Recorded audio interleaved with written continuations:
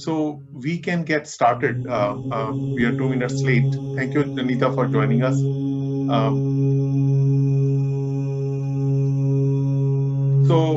This is the last. Let me stop the music here. Just give me 1 second. Okay. All right. I hope you can all hear me. My name is Arun Agarwal.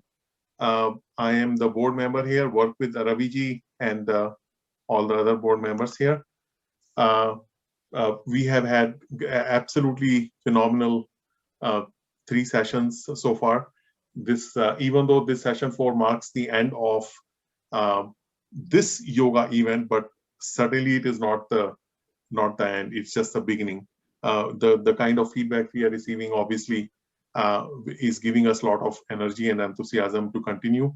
And our president Hema Panrangi, who kicked off this yoga event yesterday, he actually is committing the temple for September 17th and 18th weekend for a live event. Hopefully we will not have any other corona stuff by that time.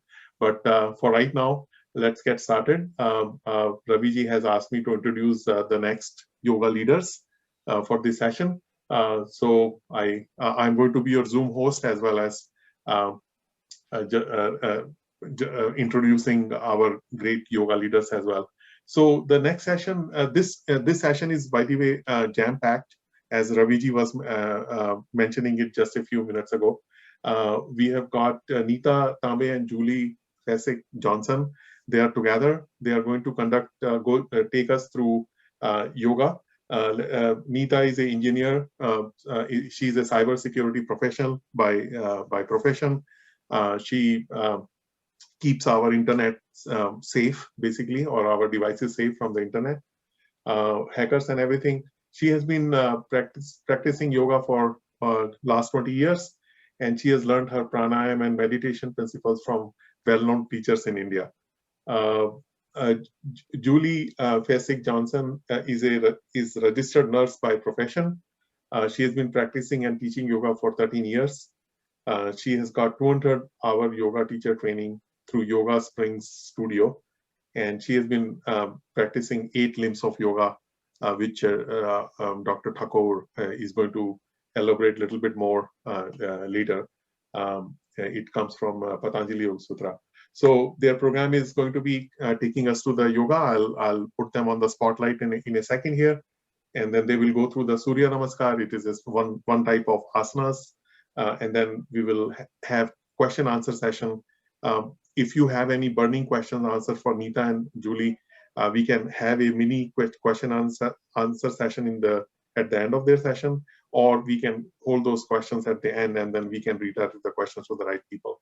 But at the same time, I just wanted to let you know the overall agenda. But I will go ahead and introduce Dr. Gnan Thakore and Dr. Gupta, Pratibha Gupta, little later when after this yoga session. They also have a very enlightening talks for us.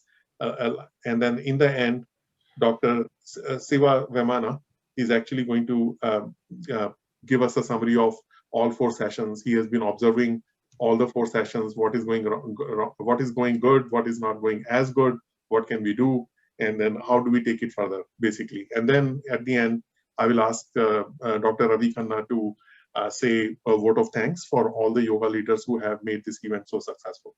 So at that time, but for right now, Neeta, I will go ahead and put you on the spot here and take it away. All right. Can you all hear me? Yes. Yes. Okay. Because in a minute, I'm going to go back to the mat, and we've done the test. I'm hoping this will work.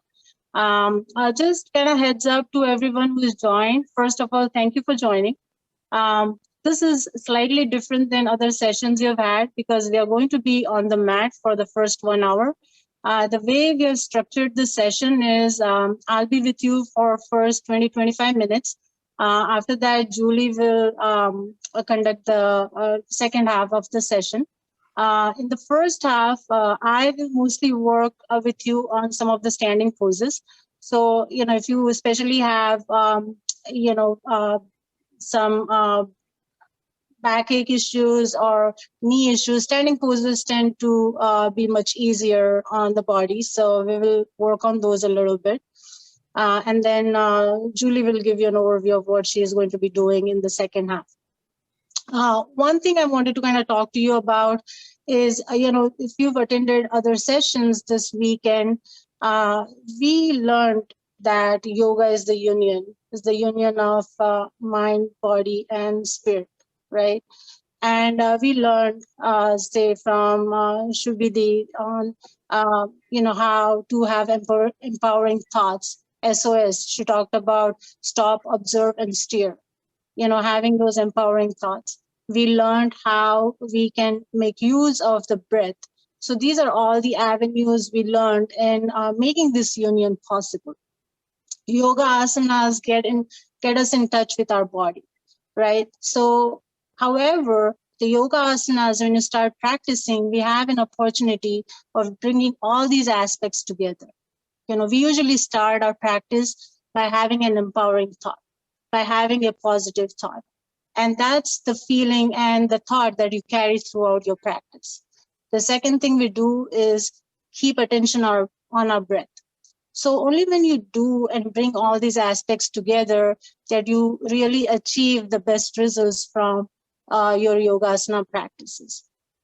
So what I would like to start with is dedicate this session in the gratitude towards the Hindu temple team, towards Raviji, Arunji, Ajayji, who have really worked really hard to put this program together. So we will have that sense of gratitude as we go through our practice today. With that, I would like Julie to say a few words on what she is going to be doing, and then we'll get started. Hi there, I'm Julie, and I am so thankful to be here today. I'm very appreciative of the entire Hindu temple team that has put this together, like Neeta just said, and it is an honor for me to be here to share this practice with all of you today. My portion of the practice, I'll start in a standing pose, and then we're going to do a few balance poses, and we'll move on to the floor and just finish with a twist and some relaxation poses before we come into Shavasana, and we will finish with Shavasana. So thank you so much. All right, so with that, I'm going to go back to the mat. Hopefully you all hear me. If not, give me some indicator and we'll try to adjust. So can you hear me and see me okay? Arunji, I see on my screen. So if that's the case, just put your hands up, I see. Okay. Neeta, you are cutting off a little bit. I do not know. It will be. It is okay. Looking at your poses, I think we can do the asanas. But if you come nearer to the computer, your audio will be better. But then we won't be able to see you completely. Too. This is okay. This is better. Go ahead. Yes, this is better. All right. So, as I was saying, right, we want to start with an empowering thought, with having a sense of gratitude, So we dedicate this practice with that feeling and that thought. So with that, I suggest you all come to the top of your mat. Close your eyes, relax your body, stand by your side.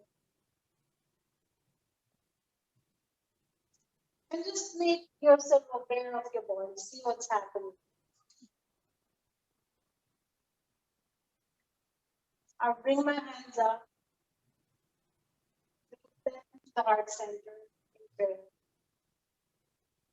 Now, keeping your hips facing the way they are, we're going to twist to the right, open our hands up,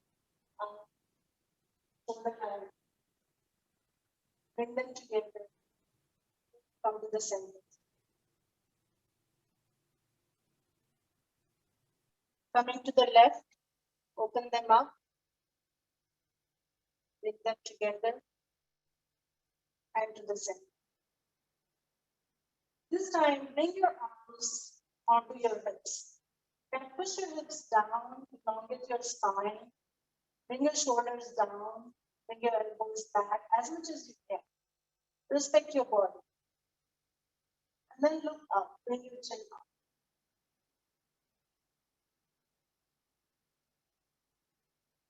Come to the center. I will keep my arms here.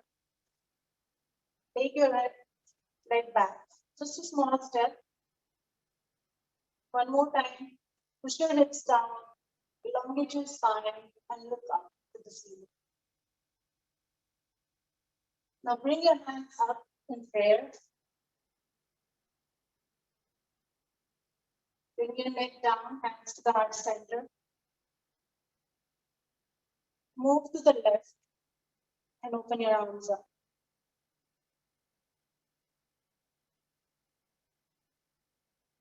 Coming into prayer again. Come to the center. One more time. Bringing our feet together. Hands on your hips. Stepping back with your left foot now. Again, elongate your spine. Look up. For a couple breaths here. Bring your arms up in prayer. To the center. Coming to the right. Open your arms.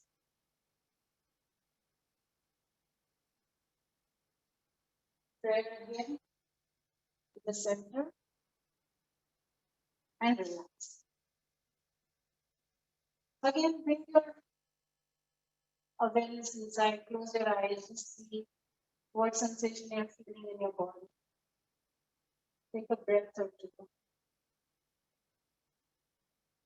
With that, we're going to move into a standing pose. So I'm going to take my left leg back. A wide stand, about 4.5 feet, depending on your height. If you see, my right leg is pointing or is parallel to the long edge of the mat, and my left leg is parallel to the short edge of the mat. So standing tall here.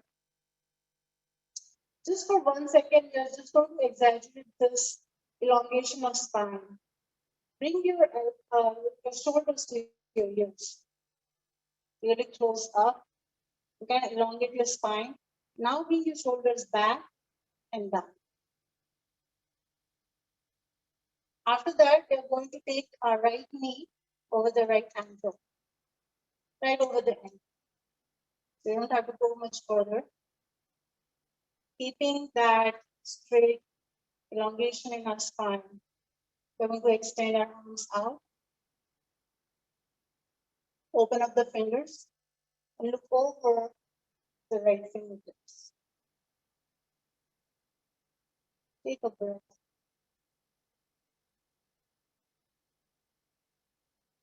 Now bring both arms together to the right and look up.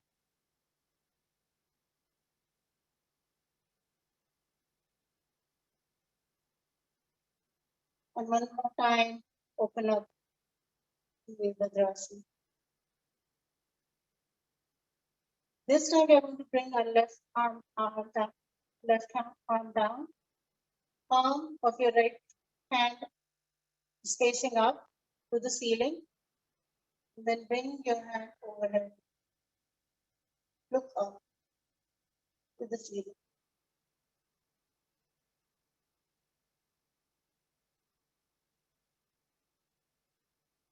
Bringing your hands again parallel to the floor, shoulder height. We're going to straighten our right knee and go into Trikonasana, the triangle pose. So depending on where you're able to go, this may be the triangle pose for you. If you're able to go further, you can slide your hand down your right leg and maybe eventually come to touch the floor behind the right foot. Look up. Again, you may just decide to stand here, and that's perfectly fine.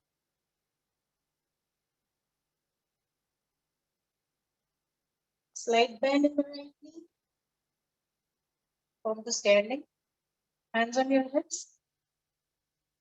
Bring both feet parallel to the short edges of the mat. With that, I'm going to just walk my feet in. however you can. Bring the feet together, all the way together, so your big toes and your heels are touching. Again, standing tall. You want to take a deep breath and bring our hands up. And then slight bend in our knees. If you look down, you should be able to see your toes and even wiggle your toes. So your weight is on your heels mostly. If you can sit down just a little bit more, try that, and then look up.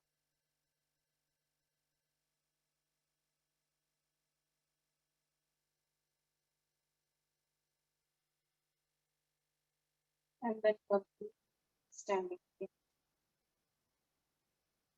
Again, just collect yourself here. Think about that empowering thought that we started the practice with. Fill yourself with gratitude. What happens when you're in gratitude, especially your throat region?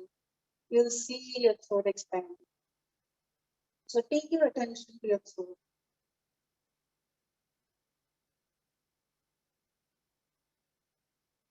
Make it open, make it follow.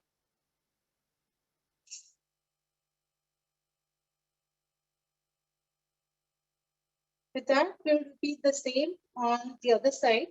So I'm going to take a big stand with my left leg this time.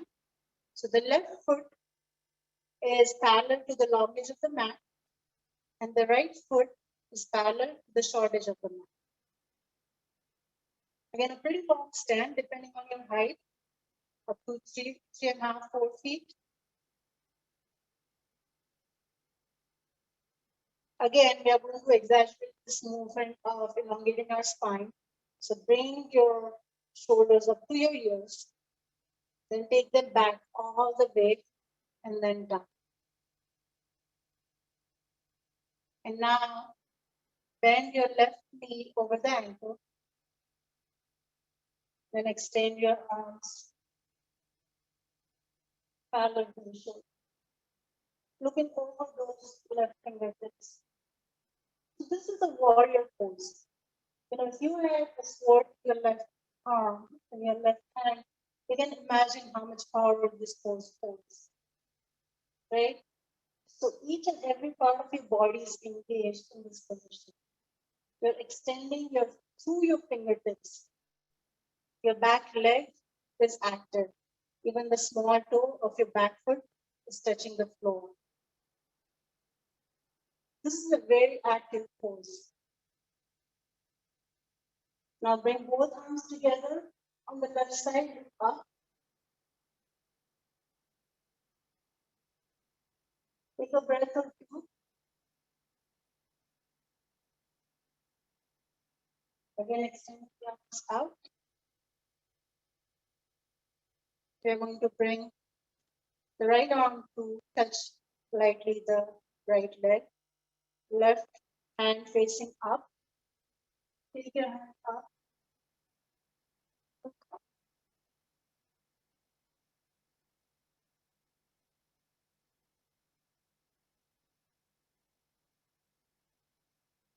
Bring hands parallel to the floor again. Straightening your left leg. We're going to go in Trikonasana. So you can take the right arm up and then slide your left hand down on the left leg. You may reach the ankle. You may plan to stay here. You may be able to go down. Eventually bringing the fingertips behind the left leg.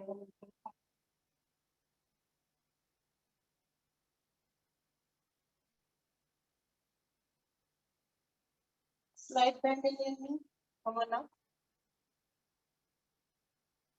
Hands on your hips. And then both feet again parallel to the short edges of the mat. Here, I'd like you all to do a simple forward fold. Again, going to the extent that you can. Again, standing really tall. Both feet, both legs are very active, strong, planted in the floor. We're going to take our hips back. Taking our hips back, bring our body parallel to the floor. And this may be where you will go today, and that's fine. But if you're able to go further, you can bring your hands to the floor. And if you want a little bit more challenge, you can even bow down. Bring your head between your legs.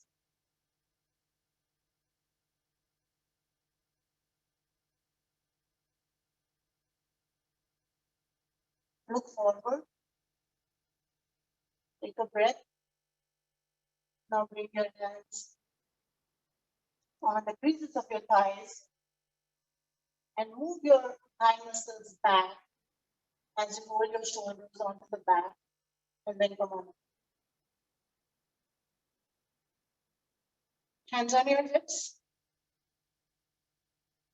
Bringing your feet together. So now, I was going to go through one set of Surya Namaskar in a traditional sense. It will involve a little bit of a forward fold. But those who are not able to do this set, I try to go into variation where we'll start on our hands and knees. So if you're able to follow me on this, let's try. Coming to the top of the mat, feet hip distance, tailbone tucked in, shoulders back and down, hands by your side. Again, just gather yourself here, take a breath, bring your arms forward and up. Look up as you breathe in, and as you breathe out, fold forward. Now keep your hands on your legs. They may stay here. You may be able to go further down, but having hands on your legs will support. Eventually, you have to bend the knees, that's fine. Bring your hands on the floor. We're going to take the right leg back and touch the knee to the floor. And with that, we're going to just bring our hips forward and down and look up to the sky. Now hands flat on the floor, lift the back knee and take the front foot back. Bring both the knees to the floor. Come out right under your hips there, behind your hips. And then you're going to bring our chest down and chin down on the floor. Now tops of your feet flat on the floor. Shoulders back and down, elbows by your side. Breathe in and look up in Bhujangasana.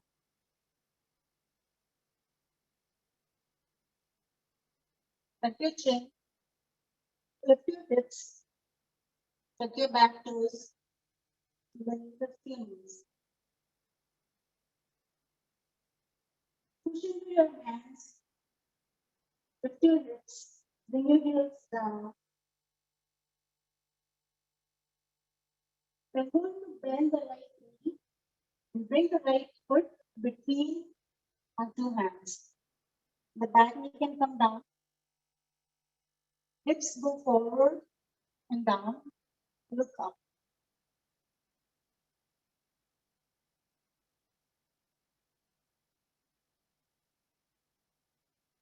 Now push into your hands, lift the back knee, push out the back toes, bring the foot forward. And bring your hands overhead and breathe in. Breathe out. And relax. Take a breath here. We'll do the same thing on the left side. So breathe in, hands come overhead. Breathe out, forward fold. So again, rest your hands on your legs. Eventually bring them down to the floor. You may want to bend your knees to do that. Take the left leg back this time. Knee comes down. Hips come forward and down. Look up.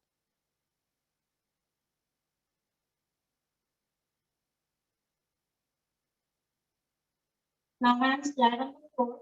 Lift the back knees. Front leg goes back. Both knees can come to the floor. Looking forward to the top of the mat. Chest comes down, elbows by your side. Chin comes down. Tops of your feet flat on the floor. Again, making sure shoulders are on the back and your elbows are on your side. Look up. Breathe in, come up.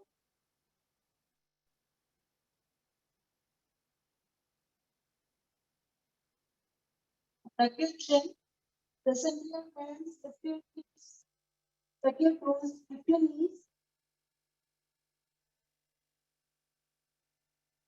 This time, when the left knee, bring the foot between your hands. Back leg can come down. Hips come forward and down. Look up.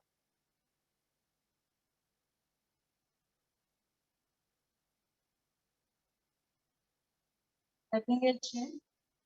Lift your back leg. Push out the back toes. Bring them forward. And then breathe in. Come on up.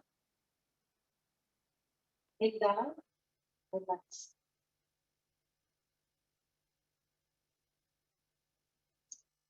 So for those who had difficulty bending forward, I'm going to show you one variation wherein you can just start on your hands and knees. It's much easier if you start it here. Eventually, walk your hands a little further out. And bring your chest down and chin down. Bring your elbows to the side. Tops of your feet flat. Breathe in. Tuck your chin. Lift your hips. You are again on hands and knees. And if you feel that you can do the down dog from here, you tuck your toes and lift your knees. It's much easier to do in the table pose. And then if you like, you can just walk your hands back. This might be much easier. And then breathe in and breathe out.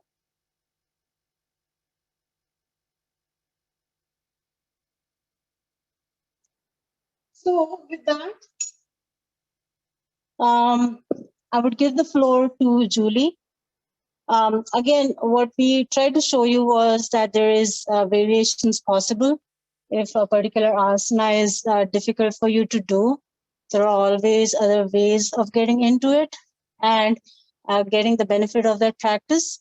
So, yoga teacher, and as you know, there are plenty here, should be able to guide you through that process. Hopefully that will enable you to incorporate yoga in your daily routine. So with that, I would like Julie to take over the second half. Thank you.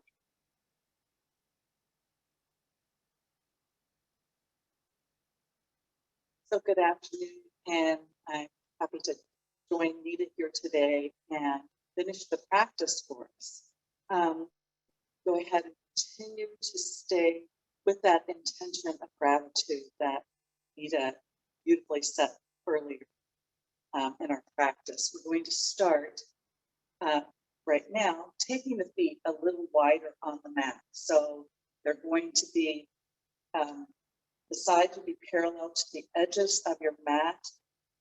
You should be able to see your toes. We're going to go into a forward fold. Our hands come to our hip creases. We're going to send the hips back. Exhale as you come forward. This may be exactly where you come, just to a flat back, and that's perfectly fine. We're going to bring that left arm over to the right leg, lift the right arm up, stretching. Breathe into this and elongate through the right arm. Take another round of breath here. Gently release, bringing the hands back, and then take your right arm over to the left leg. Lift that left arm up. Feel the breath as it comes into the body. Root through both feet. and come back to your center. Now, if you can take this a little further, you can bring the hands down to the mat. The crown of your head will come towards the mat, so the neck elongates. The back is elongated. You're going to lead the left hand down and sweep that right arm up.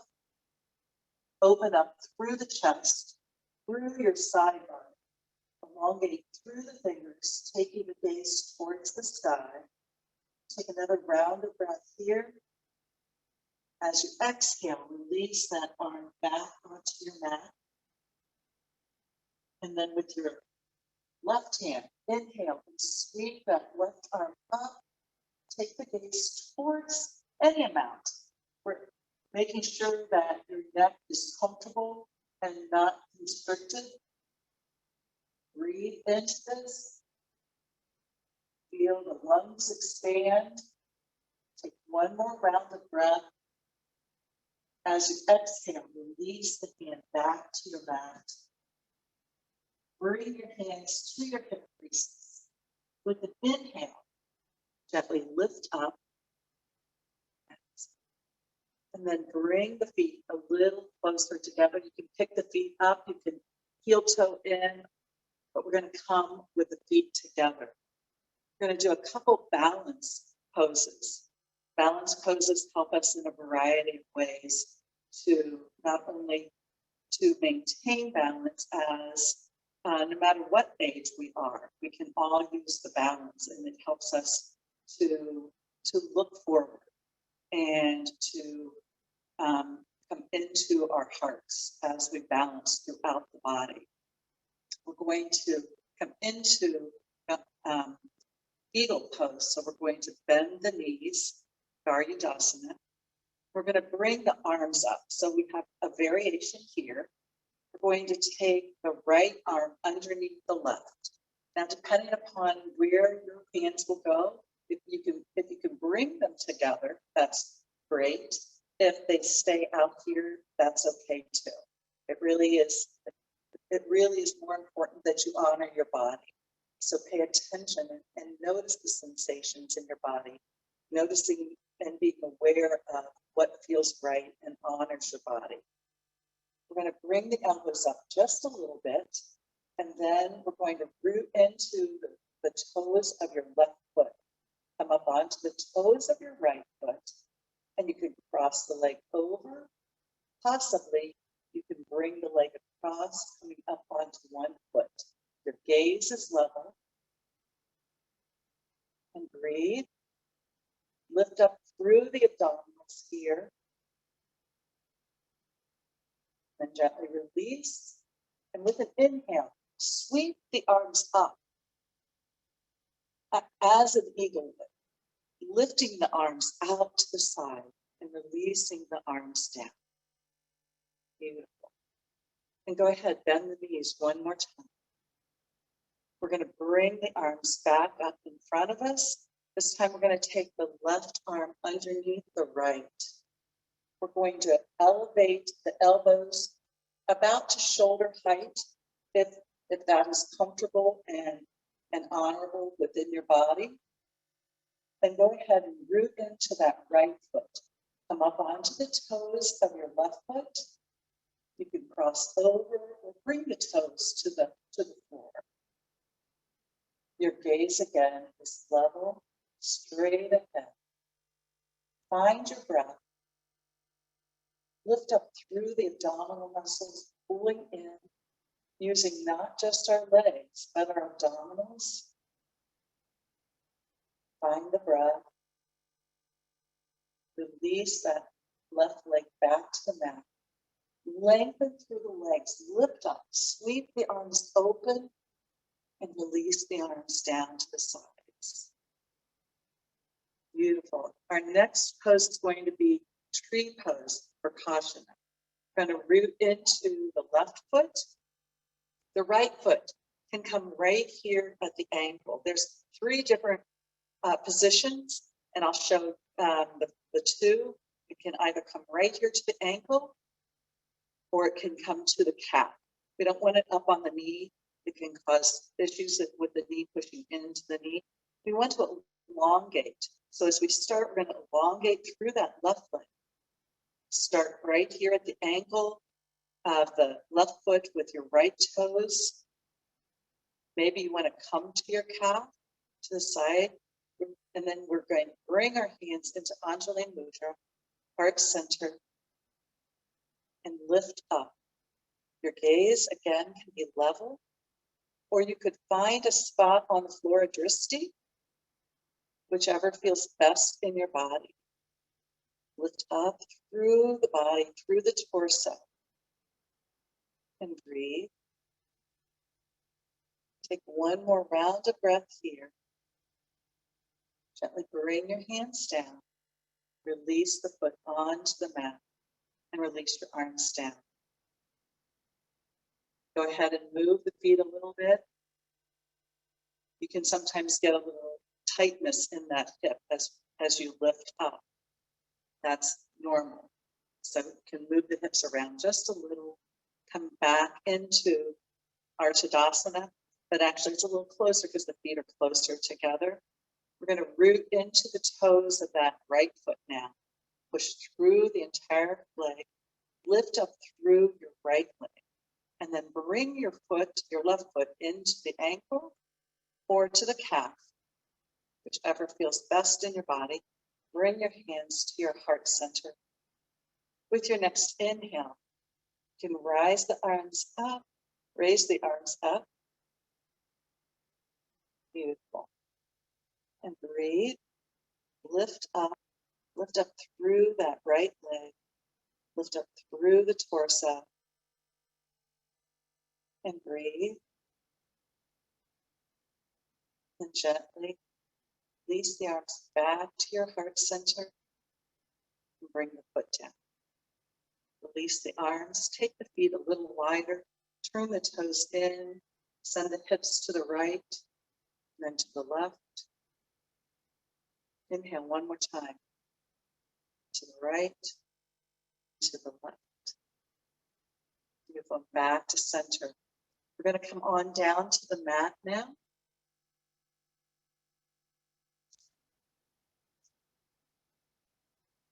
And we're going to extend the legs out. We're going to inhale, sweep your arms up. We'll do a seated forward fold. Exhale and come forward. Again, pay attention to what's happening in your body. You may need to bend your knees here. But that helps to release the tension on the hamstrings. The important thing here is we're extending from the crown of our heads down to the sacrum, elongating there. You might be able to come to shins. Maybe the hands can come a little further. Honor your body, allow your body to go where it feels comfortable. And then find your breath here. Take a breath in, exhale that breath out. Take 2 more rounds of breath. Inhale and exhale. Inhale and exhale. And then gently inhale, sweep up, lift your arms up towards the sky. Exhale, release the arms down to your sides. Take a moment, lower your gaze, and just notice the sensations within your body. Relax your lower jaw. Let the breath be easy.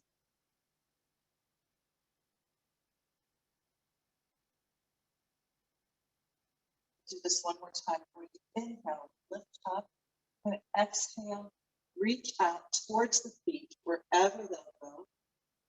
Release the hands, either the feet, the shins, wherever they can touch. Release the crown of the head so you're elongated, and the crown down to the sacrum. Breathe in, exhale that breath out. Let go of any tension as you exhale. Take another deep breath in. And as you exhale, release. Feel the muscles begin to relax as the body becomes accustomed to that movement, that stretching. One more deep breath in. And exhale, let go. And inhale, lift the arms up. And release your arms down to your sides. Our next asana will be Ardhamatsyandasana, which is half Lord of the Fishes. There are a lot of variations. Our variation today will be the left leg will stay elongated, and we're going to bring the right leg in, right as close to your hip as you can, and then elongate through your spine. Lift up from the crown of your head. And then we're going to take the right hand behind our hip. We're going to lift that left arm. We're just going to wrap that left arm around the right leg and twist into this. So you're twisting to your right. Let your gaze be level. And take 2 rounds of breath. Deep breath in. Exhale out. Have a deep breath in. Exhale out. And then with your next breath, as you inhale, bring your gaze back towards your left leg. Then untwist and release that right leg onto the mat. We're going to then bend the left leg, bring it in as close to our hip as possible, pelvis, and then we're going to bring the left hand behind. You can push into the heel of your right foot and it activates this right leg. Elongate, lift up from the crown of your head, and bring the arm around your left leg. Let your gaze come behind you as much as is possible, taking this to the distance that is right for you. Follow your breath in and follow it back out. One more time. Deep breath in and exhale out. With your next inhale, bring your gaze back to that where the right foot is, untwist and extend that left leg. I'm going to come to the short side so that you can see me. And we're going to come into Adho Konasana, which is bound angle or butterfly. The legs can come out a little bit or they can be closer in. Really depends upon what feels best in your body. You want to lift up the flesh off your sit bones so that you're lifting up through the pelvis, up through the torso, up through the crown of the head, letting your heart center shine. The hands now, if you can reach the toes, they can come using index finger and thumb around the big toes. If that seems to be too much of a reach, you can bring your hands to the shins and just lift up. Let your face soften. Take a deep breath in. Exhale out. As you exhale, release any tension on your inner thoughts. Take 2 more rounds of breath here. Take a deep breath in and exhale out. Another deep breath. Exhale out. From here, we're going to then we're going to turn back so that we can come down onto our mat into Shavasana. To come into that, we're going to lower down. And then go ahead and bring the knees in towards your armpits, taking them a little wider than the chest. And you can gently rock from side to side. You should feel the low back really push into your mat here. Come back to center. Take a deep breath in. As you exhale, release that left foot onto the mat, and if you're able to extend the leg all the way out. With your next inhalation, bring the knee in, that right knee in, and then exhale and release that right leg onto your mat. With an inhale, sweep the arms up and over. Elongate from the fingertips through the body, down into the toes. And then from the toes, back all the way up through the legs, the pelvis, up through the torso, through the crown of the head, and out the fingertips. As you exhale, bring your arms back down to your sides, palm side up. You take the feet a little wider on the mat and allow yourself to now rest. As we come into Shavasana, it's a time where we draw inward, leaving the external world, coming inward, and recognizing the thoughts, but not attaching to our thoughts. Allowing yourself to just go deeper and deeper. Stay here for several minutes.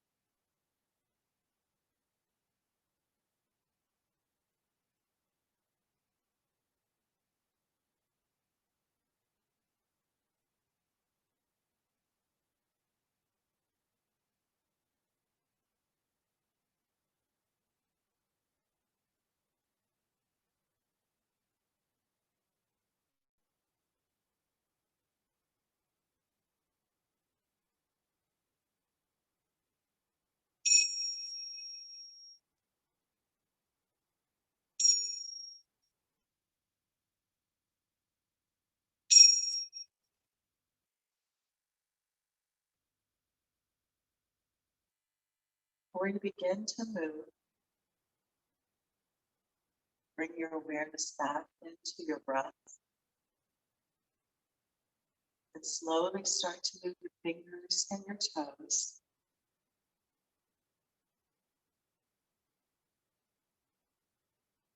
Then you can bend the knees, gently roll to one side, and come to a seated pose.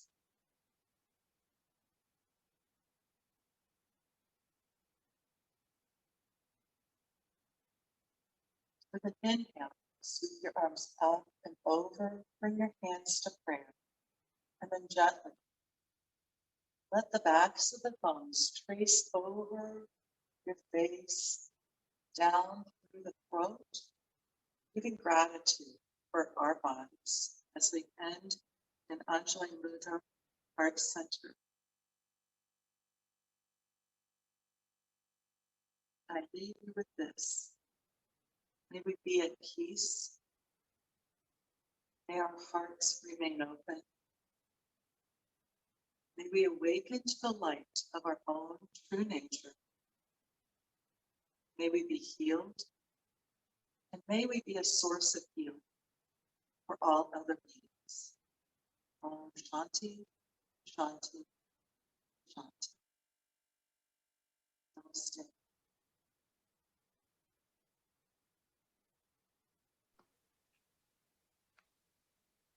Thank you so much.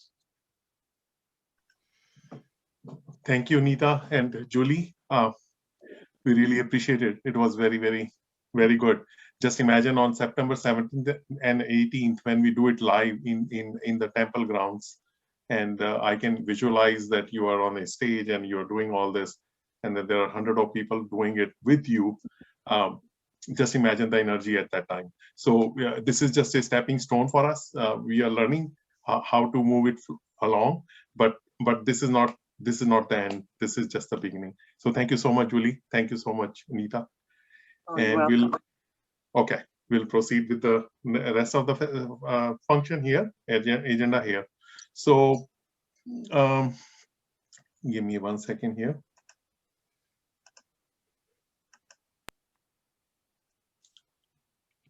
Okay, so we will proceed with our next item in the agenda. I am very honored to introduce Dr. Gnan Thakore. He's a neurocritical care physician. He's a certified Hatha Yoga 300 RYT. Hatha is the physical part of the yoga, and he can talk about it more. And weekly, he conducts weekly Hatha yoga classes for Miami Valley Hospital employees. He has a talk. We have talked about the academics part of it, the spiritual part of the yoga, the ancient, how we have learned yoga through the ancient saints and everything.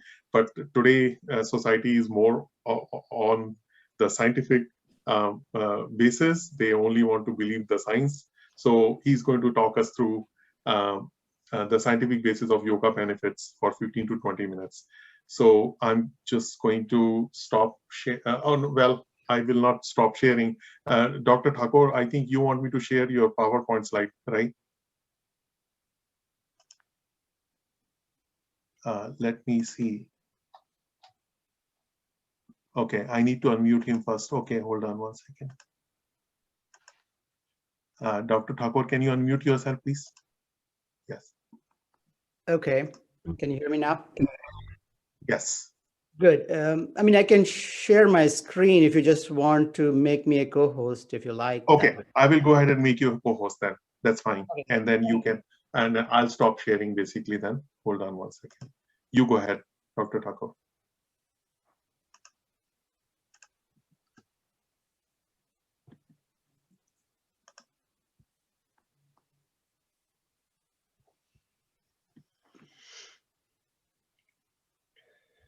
If there is any technical difficulty, let me know. I have your some difficulty.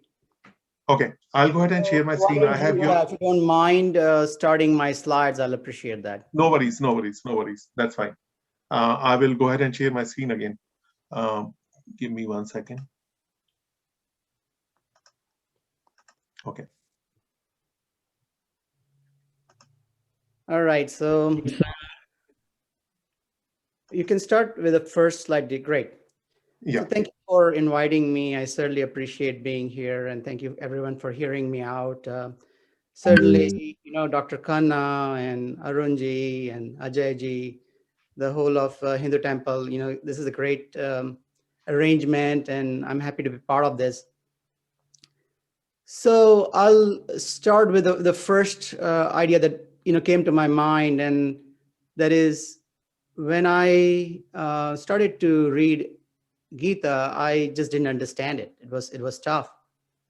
But my grandpa, he said, listen, these things are all journeys to discover yourself. And there are two steps to it. The first step is really peace of mind. I mean, you need all these techniques that we talk about to achieve the peace of mind. And the second step is to achieve spirituality. So I'd give another definition of yoga, and that definition would be joining a path that leads you to peace and spirituality. And there are multiple paths as shown in Bhagavad Gita, but Hatha Yoga is a combination of multiple paths. Though my job today is to convince you that yoga is great. So we'll start with that, and I'll start with the first slide. So next. Yeah. I'm yeah. Yeah. Oh, Right. did I go? Yeah. Okay. Perfect. So I'll discuss that yogasana are unique form of exercises, that pranayama as a technique is great for mental balance. And I'll talk a little bit about mantra affirmation. I didn't see any of the other speakers talk about it for mental balance also. And I'll show you some of the benefits of meditation on brain. So let's start with the next slide, please. All right, let's just talk about the muscle movements, right? So the main movements we do are concentric movements, which is basically lifting a weight, or isometric movement, which is like standing. Those are the two main movements. And then eccentric movements are something that is happening when the muscle is lengthening and we are doing some activity or weight. So next slide, please. So as this slide shows, this is a camel pose. And in this pose, the person is stretching the abdominal muscles, yet those abdominal muscles are very active. And this is a eccentric contraction of the muscle, and it's different. Next slide, please. So an eccentric muscle contraction is more efficient than other muscle contractions. It generates more force. It requires less energy. And the heart rate response and the respiratory rate response to these kind of eccentric muscle contractions is low. Also, eccentric muscles movement actually stimulates the brain because upfront the brain has not assigned many motor units to this activity. So actually it stimulates the brain. Next slide, please.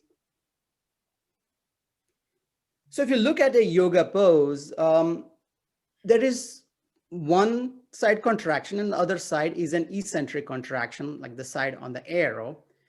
And so we really, while doing yoga pose, are using the muscles differently, which we don't normally do. Next slide, please. Every yoga pose, when we sustain it for any length of time, we are actually coordinating muscle with vision and vestibular system, which is balance system. And this is a little bit different than just doing a simple stretch, mainly because we hold this pose for a long time. We give brain time to build these connections. Next slide, please. These asanas send signal to the muscles that we rarely use. I mean, I don't know, this is a half crescent pose. I'm not sure how many times we would do it if we were not focusing on trying to do this. Next pose, please. Next slide, please. The other thing is that yoga actually stimulates your desire to stay in one position. It really stimulates grounding. It sends signals to the legs that we need to maintain this place or this position. Next slide, please. So in conclusion, when we talk about asanas, the act of stretching and then holding a pose for a certain length of time is a eccentric muscle contraction comes into play. Eccentric contraction utilizes less energy and does more work, trains the muscle while the person tries to relax with deep breath of yoga. Asana improve coordination of the eyes and peripheral nerves and the muscles. Yoga posture automatically engages rarely used muscles, and asana is a non-injurious to joints. When done slowly and carefully, it generates lactate very minimally and increases the mindfulness towards our position and movement. Next slide, please. Talk about pranayama for mental balance. We heard our speakers say that there is no escape from continuous frustrations of life. Pranayama helps us to modify how we perceive and react to these frustrations. So it's not like frustrations will go away, it's just how we behave to it. So separate from external reactions to these frustrations, we have some internal emotional reactions. Next slide, please. So there are different parts of the brain. The limbic part of the brain is the part where most of our emotions are generated, anger, love, fear, etc. And that limbic part of the brain will send information to the hypothalamus. Hypothalamus part of the brain actually reacts or organizes the reaction to that particular emotion. And there are two ways it makes these reactions. One is through the autonomic nervous system, which I've written as ANS in the figure, and neuroendocrine system, which I've written as NES. And these act on the target tissue, our muscles, glands, lymphatics, etc. So next slide, please. So this autonomic nervous system, when we look at it a little bit further, was divided into sympathetic and parasympathetic. The sympathetic nervous system increases the heart rate, the blood pressure, muscle tension, sweat, etc. In short, it helps the body gear up for physical stress. The parasympathetic nervous system does the opposite work. It decreases the heart rate, blood pressure, skeletal muscle tone. It prepares the body for rest, sleep, or digestion. Next slide, please. So the parasympathetic flows through the vagus nerve, which is a big nerve that goes from the brain, and it supplies most of the organs. And in the studies of pranayama, deep breathing increases the activity of the vagus nerve. When the vagus nerve is stimulated, calmness pervades the body, the heart rate slows and becomes regular, blood pressure decreases, and the muscles relax. When the vagus nerve informs the brain that these changes have happened, the brain too relaxes. So it's a feedback cycle, increasing feelings of peacefulness. Thus, the technique works through both neurobiological and psychological mechanisms. Next slide, please. So coming back to this figure again, Arunji, can you kindly point the arrow to ANS on the slide? So ANS is the autonomic nervous system, discharges from the hypothalamus to the peripheral tissues, and the component include the sympathetic and parasympathetic. So the parasympathetic is through the vagus, and if we control the vagus ANS at that point of ANS, we will control the tissues. And if we control the NES, which is the neuroendocrine system, which basically includes epinephrine and cortisol, which get released with this stress, then we will control all the side effects that we get from stress. And so when yoga says, well, we control the diabetes, maybe because, well, you are able to decrease the cortisol levels or epinephrine levels, which causes the sugars to go up. Next slide, please. So there are a variety of ways of controlling this vagus nerve. The vagus nerve is this blue nerve that kind of goes down, and we talk about it as it innervates the heart and the lungs, but it also innervates the stomach and the bowels and everywhere else. It's a massive pathway that controls inflammation and anxiety. Next slide, please. So the previous slide, I believe. Okay. So how do we scientifically measure the emotional response? The one way that the scientists are using, they call it cardiac coherence or heart rate variability, which in simple terms is when we are in stress, the heart rate goes up rapidly and its shift up and down are much more with breath to breath. And when we stimulate the vagus, this breath to breath variability goes down. But for us, when we are doing our yoga, for our purposes, just the fact that the saliva appears in the mouth, it is a sign that the parasympathetic system is stimulated, is a sign that we already are relaxing. Next slide, please. So the scientists typically talk about biofeedback, in which they measure the cardiac coherence by asking us to inhale for 5 seconds and then exhaling for same amounts. And the biofeedback devices make it possible to observe a screen how this deep regular breathing slows and stabilizes the beat. And cardiac coherence stabilization, often with this kind of pranayama and other techniques, has been shown to suppress anxiety very powerfully. Next slide, please. So when we talk about pranayama and general benefits that yoga says, well, they claim essentially as a part of the 8 paths of Patanjali, cleansing yourself, sinus rinses, etc.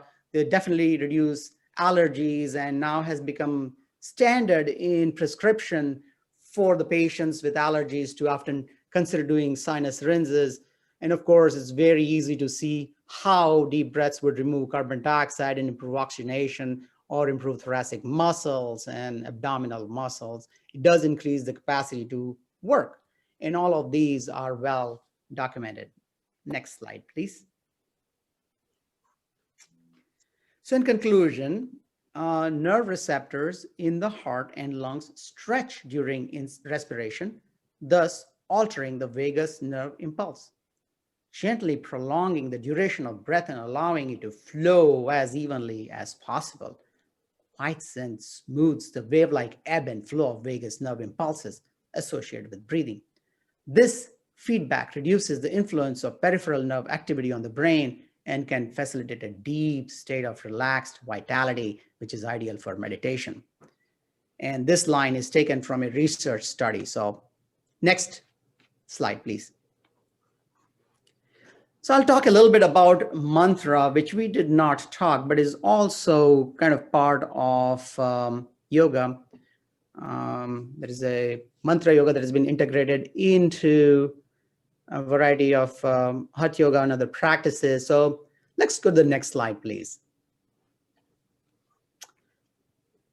So mantra affirmation, it completes the experience of mental balance. Affirmation means to make a statement with confidence about a perceived truth. This has helped thousands of people make significant changes in their life. And affirmation can work because it programs your brain or mind into believing the stated concept. This is because the mind does not know the difference between real, and fantasy. Next slide, please. So there are multiple researches. I'm just, the problem with this research is that they try to do on subjects, they train them to do breathing exercises, but true yogi is somebody who's been doing it for some time. So I'm sure it's a little different. So their subject things are biased, but one of these researchers, Christopher Cascio, affirm and says affirmations activate the reward centers in the brain, the same areas that react to other pleasurable experiences like eating your favorite food or winning a prize.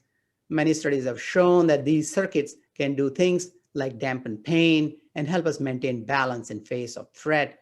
And hundreds of books are written on affirmation. All you need to do is to check online, and affirmation is a well-known technique. So how does yoga integrate that? Next slide, please. So if we say that yoga talks a little bit about chakras, we can also say that, well, they may be talking about these anatomic plexuses, these visceral plexuses that are formed by sympathetic and parasympathetic nerves that innervate all these centers in the throat, the heart, the abdomen. And next slide, please.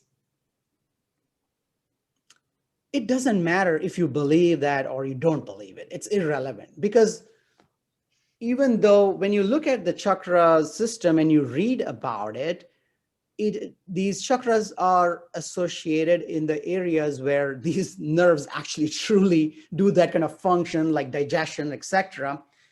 It's more important, I think, in my mind, that these chakras are assigned a specific property. The next slide, please. So these chakra affirmations are assigned these different properties. At the root chakra, the property is I'm deeply rooted or supported. At the sacral level, it's about creativity. At the solar level, it is about work. And at the crown, it's connectivity to the universe. Next slide, please. So I just go back to one of our speakers. When Joshua talked, these are the things I noted down. He said he meditates, and that provides him devotion. It allows meditation of spirituality, awakens into wholesome values of the heart. It transforms his heart and experiences peace.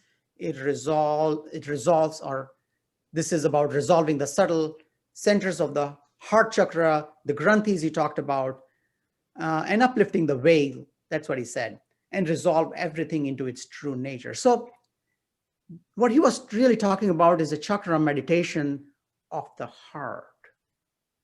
But people who do chakra meditation do meditate on all the different chakras of the body. Next slide, please. And the beauty of the chakra meditation is that every time we, breathe or eat or think or speak, we are thinking about our body part. And well, the body part is associated with the chakra. And since we think of our body frequently, we are always affirming. For example, with every breath, I affirm I'm creative, right? So this gives confidence and removes negative ideas about creativity. It reminds one of creative, rewarding experiences. Affirmation draws upon past experiences and advances future goals.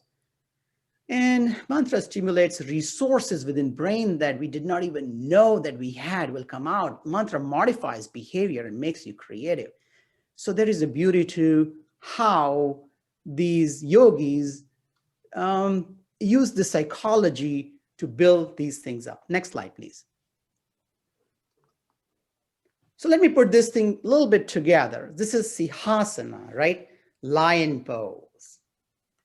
So lion pose is done generally with a big stretch of the tongue and the eye rolled out, the hands, fingers spread out. It's a pose of total release. And here you are breathing out, exhaling strongly. Your abdominal muscles are all contracted. And so when you look at it, yoga says, well, it removes stress, it improves vocal issues, it makes one fearless, it improves the face muscle tone, improves abdominal muscle tone, and provides immediate access to meditation. Next slide, please. When I look at it scientifically, I'll say, sure, it moves the muscles of the face that we rarely use. It is definitely a prolonged exhalation, which will trigger my vagus. It is an abdominal contraction that will really give me an exercise akin to an eccentric abdominal muscle movement. Possibly it will stimulate cranial nerves that quickly brings saliva of relaxation in my mouth. It stimulates cervical plexus that's associated with speech. And it is a conscious altering asana of release that will make meditation very easy. And next slide, please. So that brings us to the last part of my talk, which is meditation. And thank you very much, Neeta and Julie. I did share meditation that was really good. I believe that is also a real thing. I was also a corpse pose while I was in my chair. So there are a variety of ways of doing asana and yoga. So meditation is the final pathway to everything, right? So all these paths will say ultimately to experience spirituality, meditation is helpful, but all those other preparatory things, including the asanas and the pranayamas, get you to that point, right? So I'm not going to talk a lot about meditation. A lot of people talked a lot about it. I'll just go to the next slide, please. I will say that all these statements that I've taken are from different studies, and it shows that meditation helps preserve the aging of the brain. Meditation reduces activity in the brain's me center. Its effect rivals antidepressants for depression and anxiety. And just a few days of training can improve concentration and attention. Meditation reduces anxiety, including social anxiety. It helps with addiction, and it permanently rewires the brain, which I'm going to show you next. So next slide, please. So this is a slide I'm just showing to show you different parts of the brain, the thalamus, the hypothalamus, which are all part of the brain that are involved with emotions. Next slide, please. And the purpose for the previous slide is this particular slide, which says, this is a study from Britta Hosel, and it says mindfulness practices leads to increases in the regional brain matter density. So actually the brain grows in those parts. And then they mentioned the posterior cingulate, which is an area which is involved with when the mind wandering from one place to another. It's relevant to self-relevance. Talks about left hippocampus that increased in size, and that's associated with learning, cognition, which is ability to understand, memory, and emotional regulation. It talks about the TPJ, which is associated with, getting a perspective for empathy and compassion. All the things that Joshua was talking about. Pons, where a lot of regulatory neurotransmitters are produced, is also expanded. But what is not expanded? Well, the amygdala, where fight or flight part of the brain, which is important for anxiety, fear, and stress, became smaller in the groups that went to the mindfulness-based stress reduction program. Next slide, please. So this is my last slide. As I started earlier on, yoga is a journey of self-discovery, and you must know your body. It's all about your body. It's all about your brain. It's all about your emotions, how to think, how to control, how to manage. But it's easy to understand, and the practices are multiple. You choose the path that works the best for you. And that's the end of my talk. I'm happy to relinquish the control back to Arunji. Thank you very much.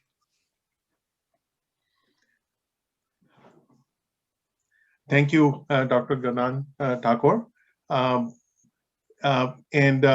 Anybody who has any specific questions, I know I do have a couple of questions, Dr. Thakore, which I'll ask towards the end from your talk, but very good.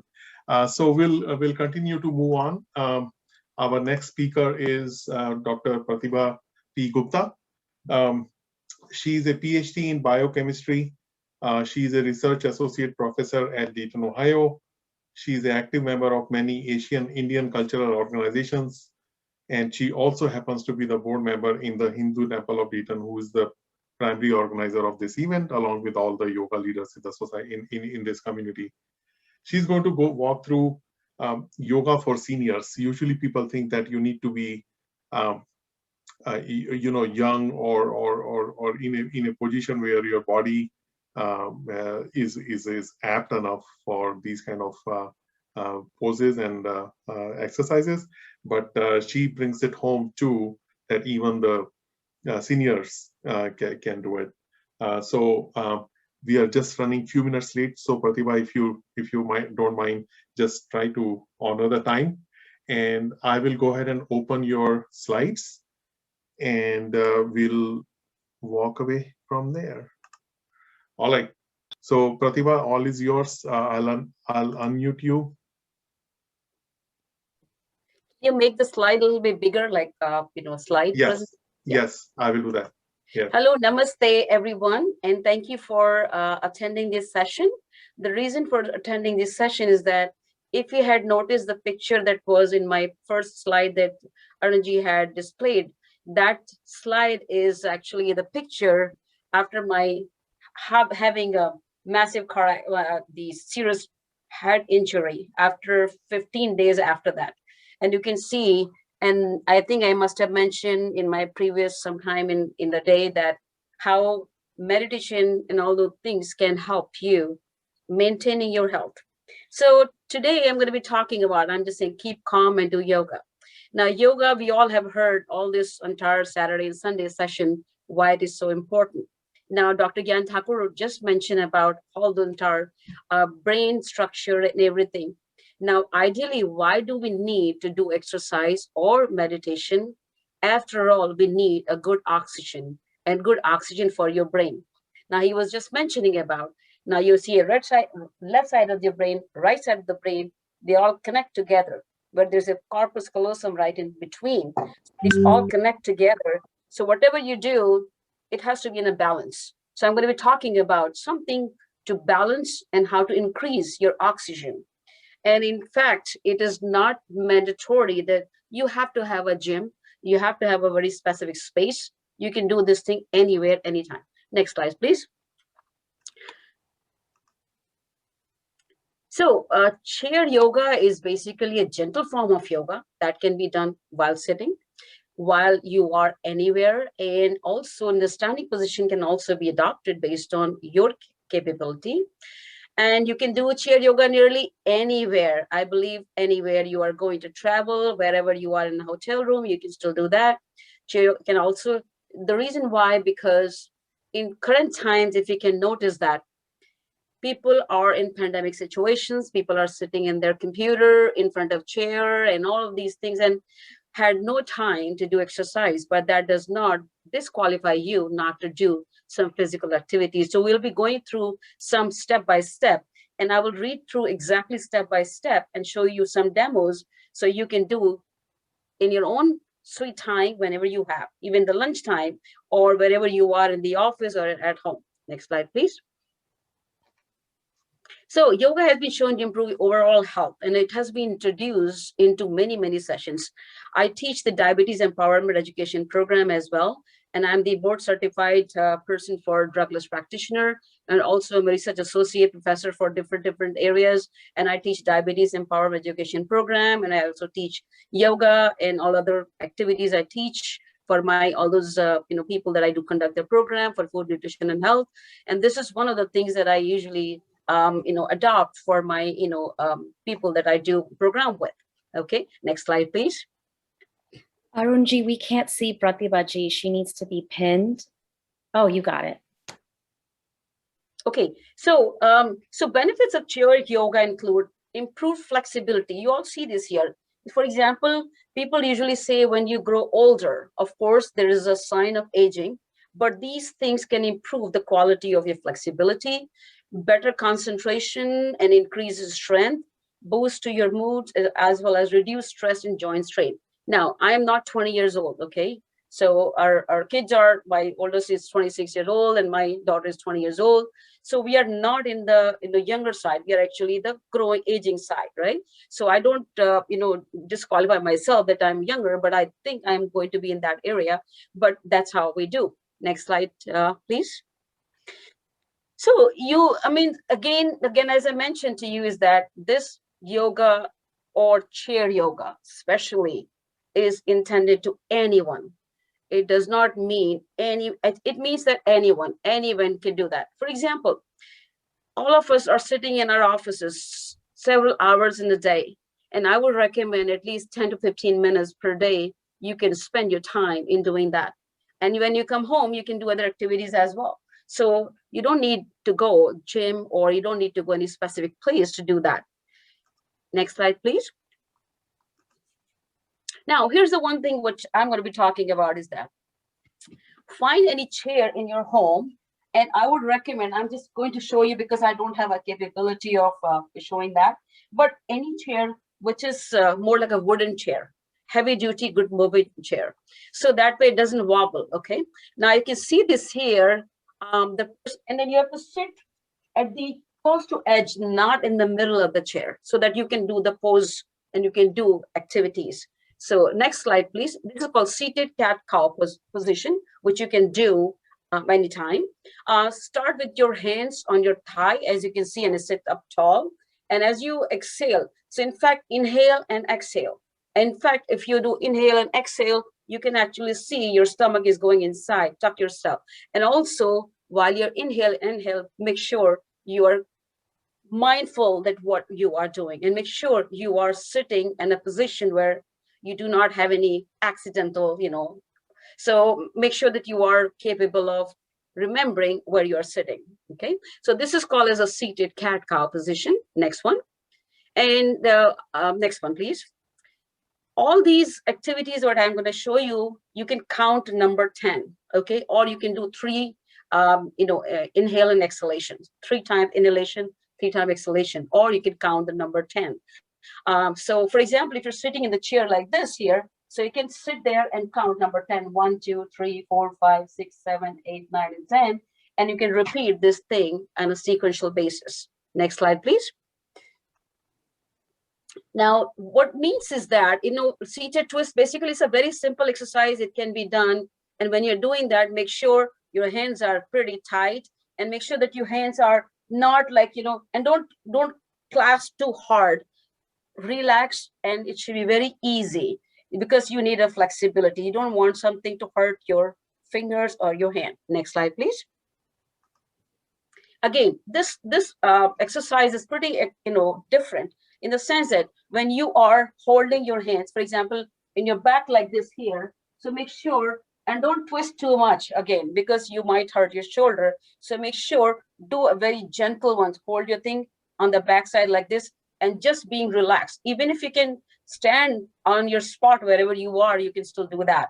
And if you are able to do on a chair, make sure you do in a chair and stretch. And again, count number 10 or count 3 breathing exercise, inhalation and exhalation. Next slide, please.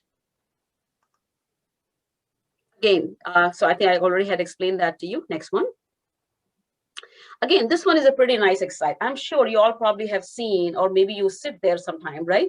So when you sit on the chair in this exercise, you probably have to go a little bit back on near to your seat, back seat. And so make sure that you are pretty well balanced, and make sure that, again, your chair is not wobbling. So when you lift your left foot, make sure you stand. Either you can stand, still sit, stand, or if you're standing, you can still do the standing position as well. But if you're not, you can sit on chair and do the same exercise. And again, first exercise, basically you sit upright right this here. And the second one is that hold your chair on the side and also lean forward very gently. Now, one more thing I forgot to mention, that please do not use the chairs which has a side railing. Make sure you use the chair which does not have a side railing, but make sure that the chairs are pretty sturdy and very nice heavy duty chairs. Next one, please.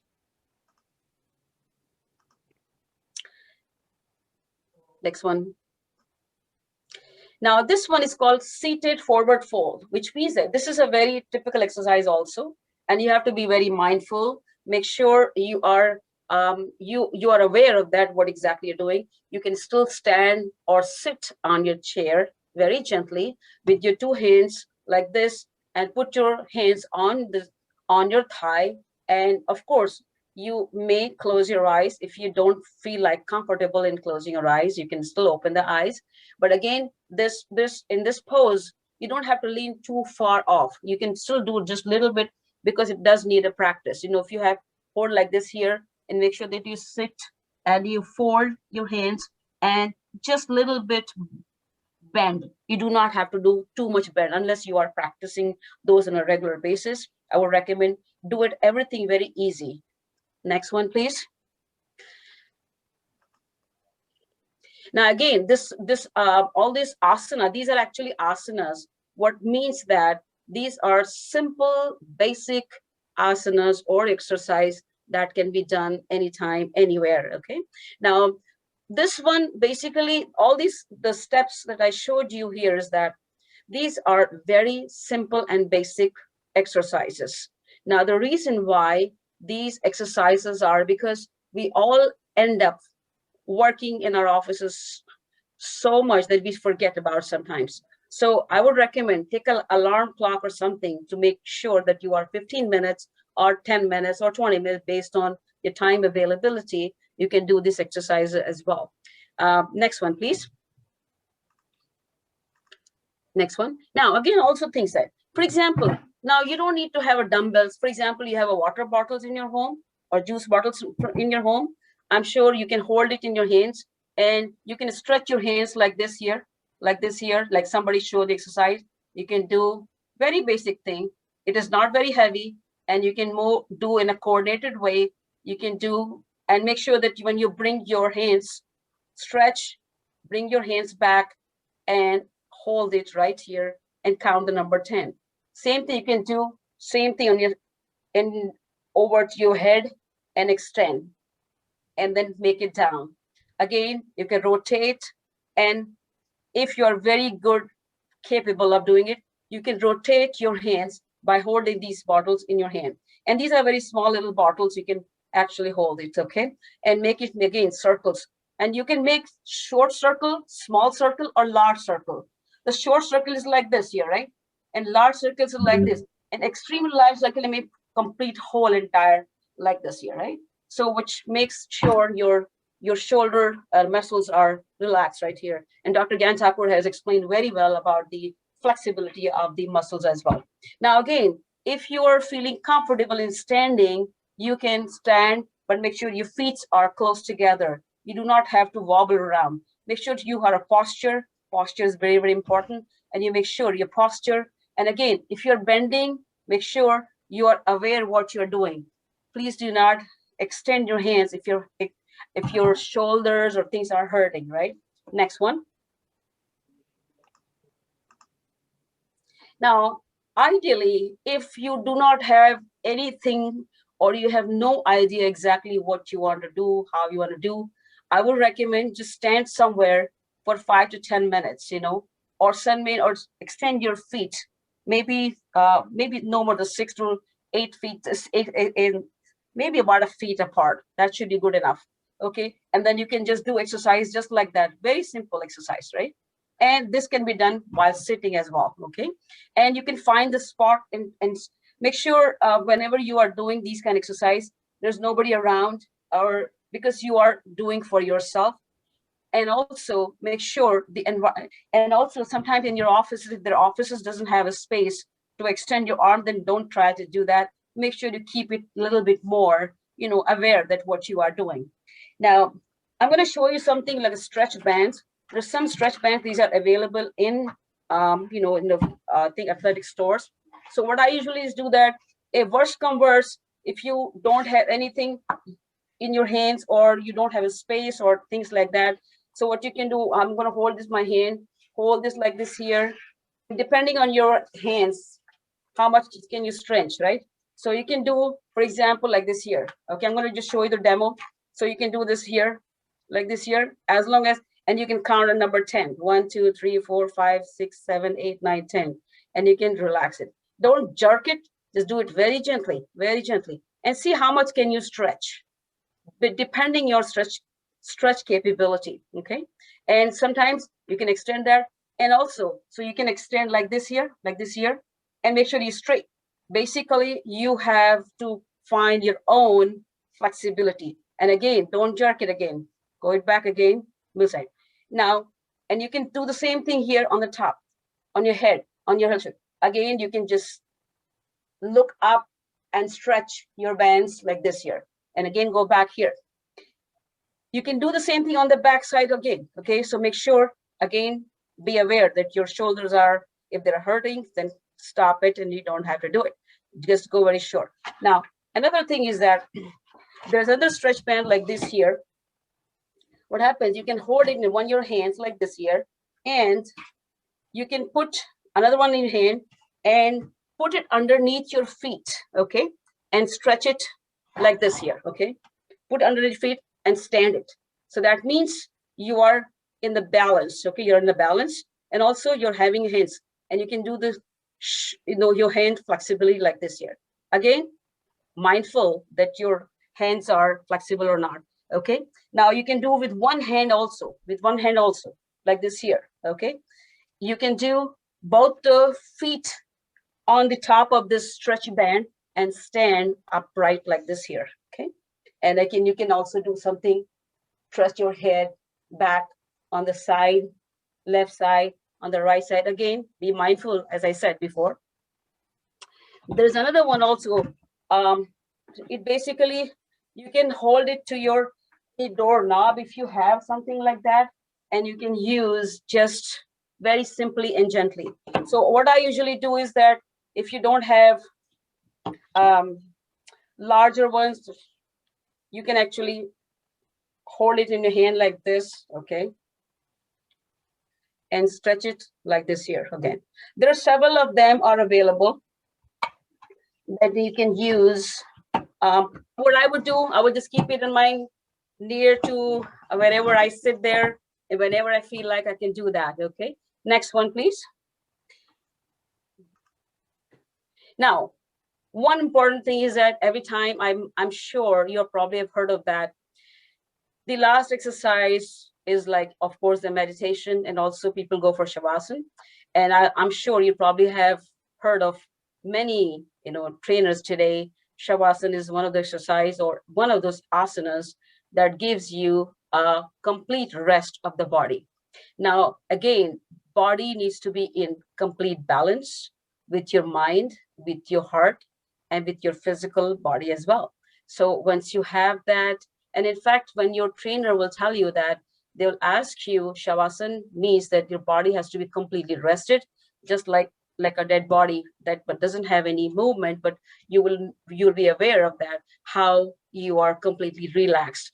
And your exercise, based on your exercise, based on your brain exercise, based on any of the asanas you do, your body does need the relaxation. Now, again, as I said, that why do we need to do these things? Reason why we need the oxygen to your brain. And why do we need oxygen to the brain?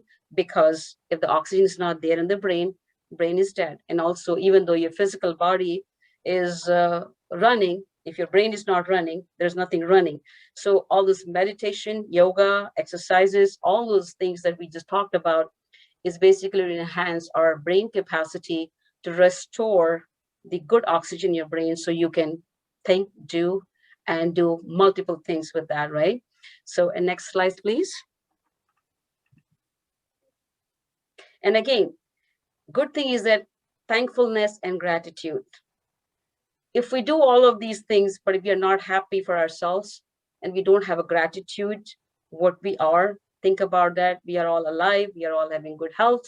And if you don't have a gratitude, definitely needs to be incorporated in your practices and also in your daily activities. Next one, please. And then I'm ready for any questions for you.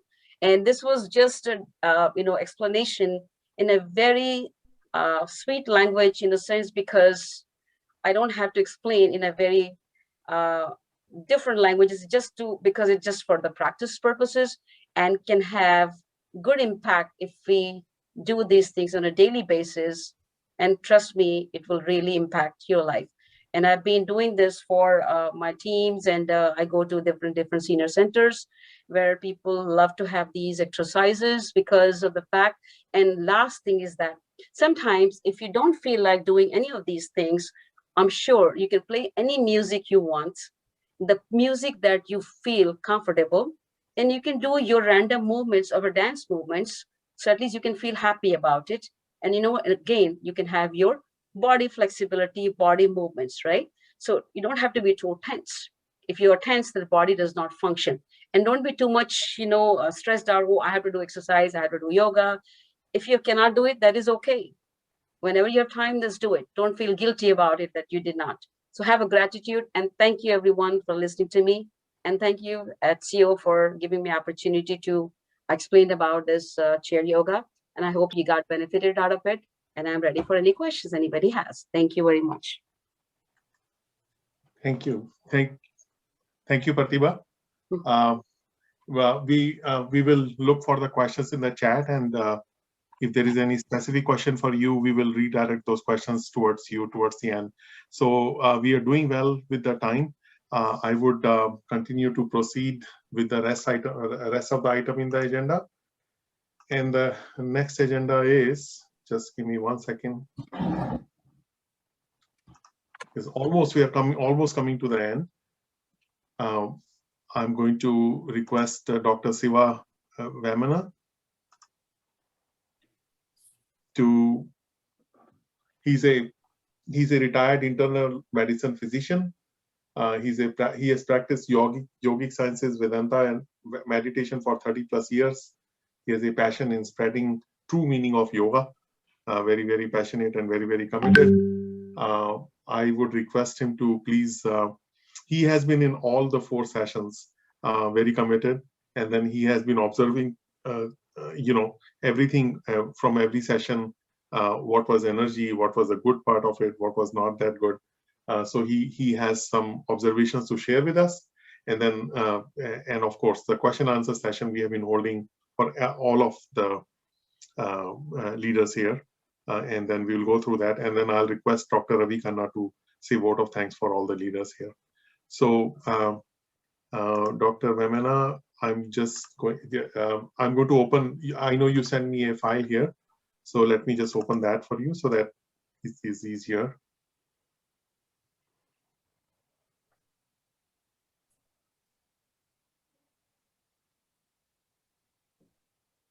You want me to start? Yeah. Let me just share this screen with you here. Can you see your screen? Yeah. I can. Go ahead, please. Okay. Namaste. Thousands of years ago, sages of India, with a scientific attitude, wanted to know how this world works. They took themselves as objects for thorough examination to find out. After years of examination, they found multiple methods to get to the depths of their personalities and discovered what their true self consists of.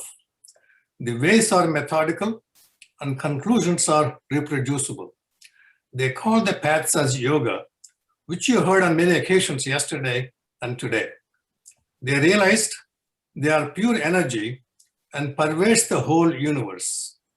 They could not describe the experience, but the words Sat, Chit, Ananda, or existence, knowledge, and bliss can be used to some extent. This is the real purpose of practicing all yogas. A British historian, Arnold Toynbee, once said that the United Kingdom conquered the world militarily But in 21st century, he added that India will conquer the world, not militarily, but with spiritual ideas. It makes me immensely proud. Our forefathers discovered higher truths and always wished welfare of the world. But Sri Aurobindo of Pondicherry, a sage of modern India, said that it actually is divine intention for these ideas to spread from India during this phase of Earth's evolution. These paths need oneself to sit for hours in a comfortable posture with a disciplined mind.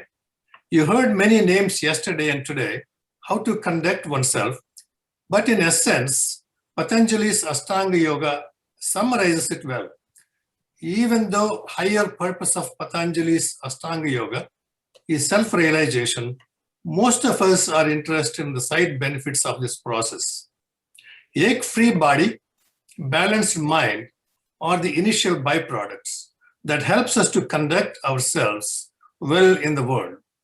Lack of ease in our state of mind is one of the reasons to cause dis-ease. As we advance these practices, reach the goal, absolute peace will be experienced.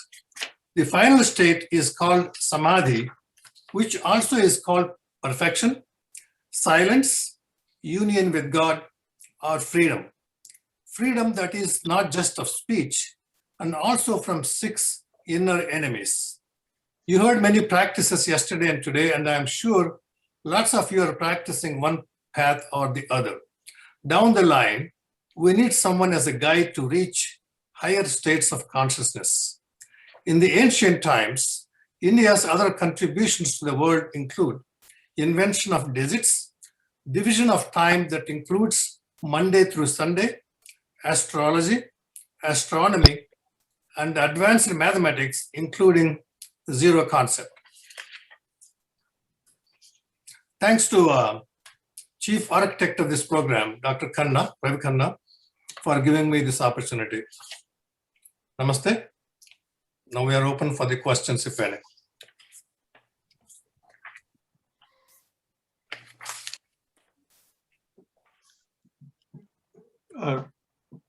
Raviji, did you, I was not monitoring chat. If you have gathered any questions from the chat box, we can ask them. I have seen lots of compliments to all the speakers for today, and but I didn't see any specific questions. So anybody who has a question, please unmute yourself and ask that now. So I had a question for Dr. Thakore. You talked about the mantra affirmation, which was not discussed anywhere else. That kind of resonated with me. My question is that mantra given to you by your teacher, or is it something you can pick up based on your mood? Like if you're feeling miserable, grief, or something, then there is a relevant mantra you need to affirm in your mind for that day, or for that week, or for that month, whatever, or it is like one mantra which you get for the rest of your life, something like that. Arun, can you get rid of the slides now, please? Yes. Okay, I'll stop sharing actually, and I'll go ahead and give me 1 second here. So yes, we can. I heard the question, and it's an interesting question. Mantra is defined as anything from a single word to a full verse or a prayer. It could be anything. You can define that as mantra.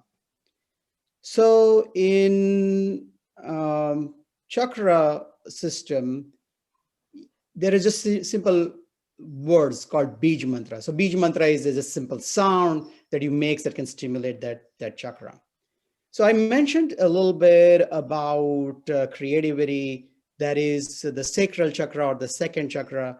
The Bij sound for that is Vam, right? So if you're focusing on that chakra, you can say that Bij mantra, right? Or you can say, while you're focusing on the creativity, you can just have any mantra that goes along with creative, or I'm creative. That could be a mantra, right? So you could use that as a routine. You can do it. You can do actually all chakra meditation at a single time, or you can focus on that one chakra for a day. I'm feeling less creative this week. Maybe I'll just have that chakra as the sound that I'm going to focus on. So there is a lot of information on it. Some of it is vague. It is out there, but you need to look into that. But as such, affirmation, you can do any variety of ways, and that is one way of doing it. But I'm happy to listen to anybody else who may have any thoughts on that. Thank you, Dr. Thakore. There is a question for Dr. Vemana by Anjali that can you clarify the 6 enemies that you talked about, the inner enemies? Okay. For anything, any progress in the yoga, purity of the mind is essential for all of us if we want to progress at all. So for that, actually, if you really read about all this, our background, philosophically, there is no really such thing as mind. Mind's function is only thinking and feeling. So thinking is a thoughts. Just if you divide the mind of thoughts and the feelings, the mind disappears. So the feeling, among the feeling part, there are 6 different feelings that we have that will muddy the mind. Of those 6 are the kama, that means a desire basically. Krodha is anger. Lobha, miserliness. Moha, madam, ascharya. Moha is a delusion. Delusion, we are under delusion thinking that body is us. That is a moha. So that's why in our philosophical, moksha means shaya of moksha. Destruction of the belief that you are the body is moksha, strictly speaking. Mada, mastery. Mada is arrogance. Mastery is jealousy. Very good. Thank you. Actually, I think Joshua also mentioned that, or somebody else during one of the talks, is that if your mind is filled with these negative emotions or enemies that Dr. Vemana mentioned, you can't be really sitting and concentrating and able to do meditation. So you got to get rid of all these. This is, I think Swamini also explained when she was talking about yama and niyama, that kind of includes some of these positive and negative things that come through our mind, through our thought process. So you got to get rid of those. Agamananda Saraswati definitely explained, elaborated on yama niyama. So that constitutes the transformation of one's personality, or being a transparent is the result of that transformation. If that is not done, all kinds of, any kind of yoga you do, you are building a building without a foundation. It's for sure it will lead to failure. Any other questions? Can I, this is Gnan again. I did want to come back to that a little bit. So meditation is a path. It is important path for spirituality. That is how we will achieve it. Meditation is hard to do at times because you carry so much of burden with you. And Patanjali realized that already. And he said, well, if we do these breathing techniques, our mind will calm down and will allow to do meditation. And then subsequently, when Hatha Yoga was, by Matsyendranath and Gorakhnath, they proposed that they added other, what I would call as mechanical ideas to help you with getting to the point where you can do meditation. And so they increase the definition of asana, they increase the number of asanas. They talk a little bit about bandhas, energy movements. All of these really allow quickly to dissipate all the negative aspects, mantra, which will then allow you to peacefully do meditation. So the purposes of doing these kinds of, so these are all mechanical aspects, which really work because this mechanically, you are really stimulating your vagus, you're stimulating other nerve plexuses that will allow you to settle down, forget the bad thought. And therefore, I think that the totality of doing all these different practices is important in reaching the point of meditation. See, mantra means mananatrayite iti mantra. That means that one that disciplines the mind is mantra, definition wise. For any part, like I said, for any branch of yoga or any whatever path you choose, the foundation should be proper. You know, it's again, we boils down to yama niyama. Those are the most important things. So actually what I'm saying is, more than the meditation, the preparation for the meditation is the most important thing. You know, all the yogas now are integrated. If you go to Himalayas, they just don't practice the mantra yoga. They practice yama niyama, asana, dharana, all these things. And along with the mantra, along with Kriya Kundalini Yoga, for example. Especially Kundalini Yoga, one should not practice without a guide, without a capable guide who achieved the perfection.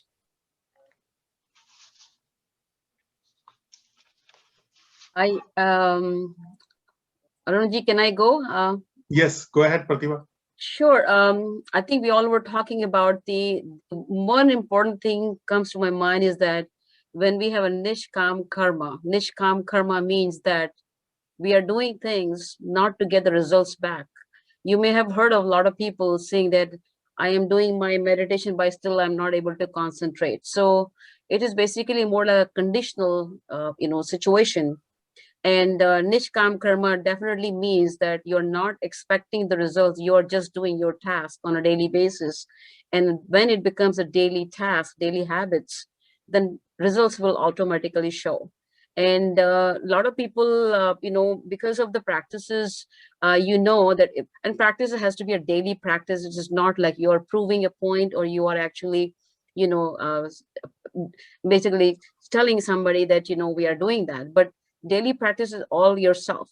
And as I mentioned that, gratitude of thinking what you're to do, that really is very important. And I was reading the article the other day is that there scientists are studying that the impact of meditation on skin health, how the skin cells can be more tuned, basically what your mind thought process is all about. And I have a live example someday, I will show that too. But meaning wise is that meditation has become a more daily practice than a chore, because it has to be good from your heart, good from your heart, and you're doing it on a daily basis.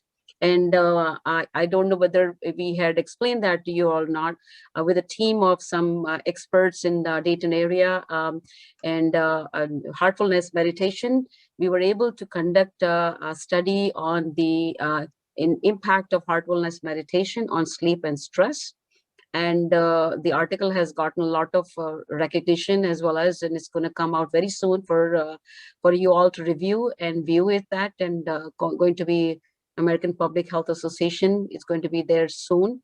And you'll be surprised at how scientifically we can prove the practices we do on a daily basis. So I'm really excited about, because that has become my part of life. And, meditation is just the normal daily routine to be implemented, just like we go and eat every day. It has to be similar, very short version of what I can explain that, a daily life activity. So thank you everyone for listening to me. Thank you. So Raviji, I think this is the time we are almost 1 minute over. Can you please go ahead and do vote of thanks for all the yoga leaders? Yeah, I think vote of thanks will take me 15 minutes because we had 15 presenters. So I'm going to combine all that together instead of taking individual names. But one thing I want to say that on behalf of HCO board and Hindu Temple of Dayton, this is almost like we hit a jackpot. We have a family that we have become now with all the yoga teachers who are locally and some of them who joined us from outside. So this has been a very positive experience for all of us. And even though, yoga has been practiced for many years, one of the aim of this yoga camp was to let everybody know that it's not just going to a gym or exercise. So I think everybody got that message very loud and clear. And secondly, if people like it, we need your feedback. So please send us your feedback. And Temple is already willing to create some live yoga things and help with all the teachers who have been doing it voluntarily. And one thing that, it is very surprising. I learned that too.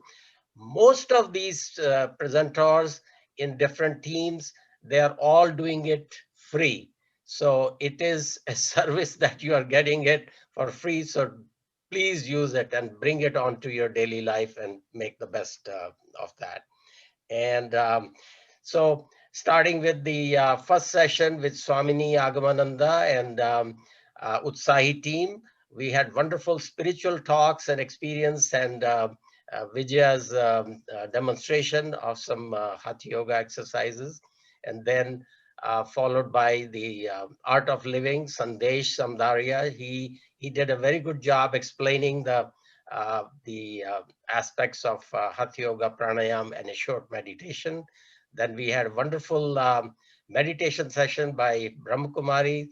Shubhraji, we've done that many times with her, and she has a beautiful calming effect.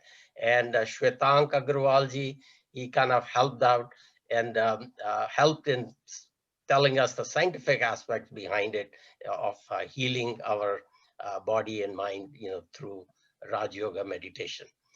And this morning was wonderful again. We had a wonderful Hatha Yoga thing by Vincent. In fact, he did a chair yoga, while sitting in the chair, he was doing a lot of those poses. And so it is not for young people, it is for everybody, and seniors can do it, which Pratibha ji, showed recently. And then Pushpaji did wonderful job explaining the prana, the energy that we have, how to balance that.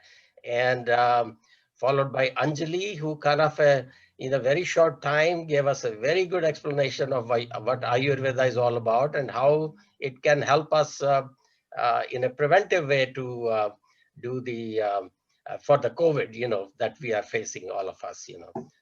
Those were good pointers that she gave us. And of course, I think everybody enjoyed Joshua's talk as well as the meditation. I felt so relaxed after that, and I'm so glad that he could join us from Delhi to do that. So thank you to the Heartfulness team who did a wonderful job this morning. And of course, our local Julie and Neeta, the two wonderful Yogasana teachers, and they did a great job. And look at this, one thing I was thinking while they were doing it, that this is the true yoga. The two teachers who didn't know each other as much at all before this yoga camp, they got together, they met at one place in one house, and they planned this out, and complementary yogasanas, and they kind of showed, so that's wonderful. And then of course everybody commented on Dr. Thakore's scientific explanation of how the brain works and how the yoga, meditation, the mantra is helping us. So there is a scientific basis behind it. And Pratibha ji already talked about that, chair yoga and for seniors. And lastly, Dr. Vemna kind of summarized what this is all about. Started thousands of years ago in India, but it's a universal thing. Everybody can enjoy it. And please make the best of it and take advantage. Let us know what you think about the whole program. what things you like, what you didn't like, or what you would like to change, what would make you start or have yoga as part of your life and meditation. All right. So I thank you, everybody. Oh, before I say, I need to thank my co-workers, Arun Agarwal and Ajay, who were very strong team behind the scene, all the technical aspects, and the whole board members. All the board members are this is all part of that. So it's not my project. It was initiated by our HCO board, and I'm thankful that it happened. Thank you so much. Thank you, Raviji. I think this is the time to say bye. But again, as I said, this is just the beginning. Actually, it is not the end. September 17th and 18th, that weekend, our leader, Dr. Hema Pandrangi, already declared to be a live event version of this. And then it is not like obviously one-time event or a 3 months, once a 3 month kind of meeting. Those big events which we are trying to organize with all the yoga leaders in the communities is to kind of give the jump start to the new beginners. But this is, again, yoga is a part of life every day. Pranayama, meditation, and some sort of asanas. It is all just, I hope that some of us can take that message and make it a part of our life. And hopefully with your feedback, which the link I have shared in the chat window, we will look forward to your feedback. And that feedback basically essentially is going for us that how can we improve it in the future, this event. But thank you all for coming, and I'll just wrap it up. Thank you. And if you have questions for any of the presenters and you don't have their contacts, so you can write to us, and we have contacts for all of them. So please feel free to reach out to anybody during this. Thank you. Namaste. Namaskar. Raviji and Arunji and everyone. Thank you. Bye. Thank Thank you you. all. Thank you so much. Thank you. Excellent program. Well organized. Thank you. Thank you. Thank you, Dr. Gar.